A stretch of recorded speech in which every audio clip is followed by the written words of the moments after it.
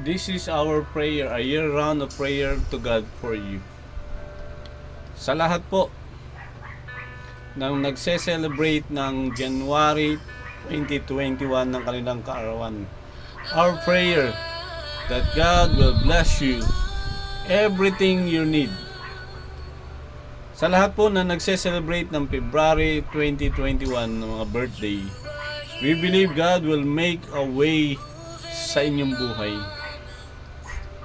At sa lahat po na nagse-celebrate ng kanilang birthday sa March 2021, I believe that God will bless you. You are blessed so much. At sa lahat po na nagse-celebrate ng birthday sa April 21, I pray that God will bless you if you are doing Great Commission. At sa lahat po nagse-celebrate ng May 2021, we pray na maranasan nyo ang God's blessing of relaxation and peace of mind. Sa lahat po ng celebrant ng buwan ng June 21, I pray that you will extended more blessings sa mga nais mag-aral. Sa lahat po na nagsi-celebrate ng July 21, we have many relief of operation na nangyayari but extended of your God's blessing ang mangyari po. Sa lahat po nagse-celebrate ng August 2021, if you have mentoring o mga small group or whatever group that you have been doing, may the Lord bless you. Sa mga nagse-celebrate po ng September 2021, huwag po natin kalimutan magbahagi ng salita ng Diyos. Sa lahat po ng mga Octoberian birthday celebrant, I pray that you will bless you to be a part ng community, especially the November 21 na nagse-celebrate ng mga birthday. Dalangin po namin na patuloy kang pagpalain ng Diyos sa iyong ginagawa. Sa lahat po magse-celebrate ng December 2021, may the Lord bless you touching lives, sharing the love of Christ to people. Kami po ay mayroong faith goals. Please pray for us. 2,000 Bible by 2021. Pray that the 2,000 Bible will be a 2,000 people who know Christ. Pray for our weekly feeding for 50 to 100 needy children in the community. Pray also our review online for 8,000 out of school youth and adults. It is a free program of education. Pray for us. Pray for our prayer requests of 1,000 church planters from 2021 to 2025. I pray that kahit man lang 1,000 piso mabigyan sila monthly. Pray for our bound assistant to elementary and public. Teacher Marilu has 42, 39, 49 students. Prayer partners, donors, supporters, good Samaritans. I pray, financing the end time of souls through our ongoing ministry that God entrusted to us.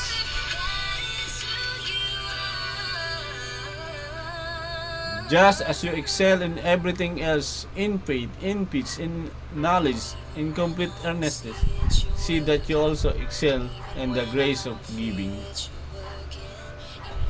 We desire to excel in giving that helps community outreach and we are serious about fulfilling God's vision to make a difference in our community. Giving is a tremendous blessing and joy that inspire our spiritual growth and walk with God. It is God's way of growing. It is also vehicle God uses in financial blessing and the experience of. Finally, it is the supreme opportunity to touch lives with the gospel collectively as the body of Christ.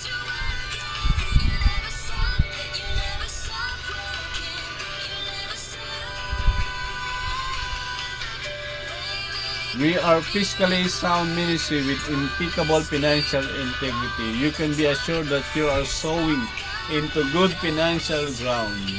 We have an office here in San Pedro. All funds received are used plainly for the ministries or outreaches. No staff, electricity, water, or internet bills to pay, only gasoline and government fee yearly. You may give your love gift and offering other gifts through online or transfer family. Encourage all who give to help to practice good steward. We do not encourage giving in a matter that increases your consumer debt. For more information about giving, please contact Sister Marilo Abinido Olivera.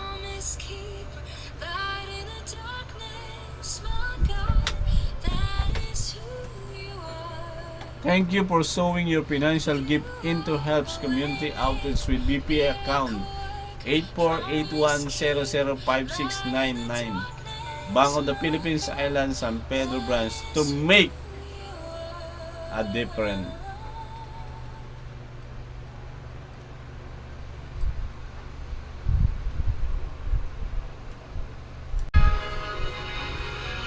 Lord, pag-pray po natin ang mga beneficiaries another channel of support sa helps community sa BPI. Meron po kaming ongoing project feeding program for poorest of the poor, helping the needy, nasunugan, nagutom. Meron din po tayong ALS online for helping the student, especially the out of school youth and adult back to school, assisting church planters and pioneering ministry in the province. We have a GCash 0926-001-6146, Paymaya 0943-517-2527. Meron din Paymaya Smart Padala 0961-591-7677, and you can use other transfer fund Matthew 25:4 and Matthew 6:4. Thanks and God bless you as you partner with us. God bless you.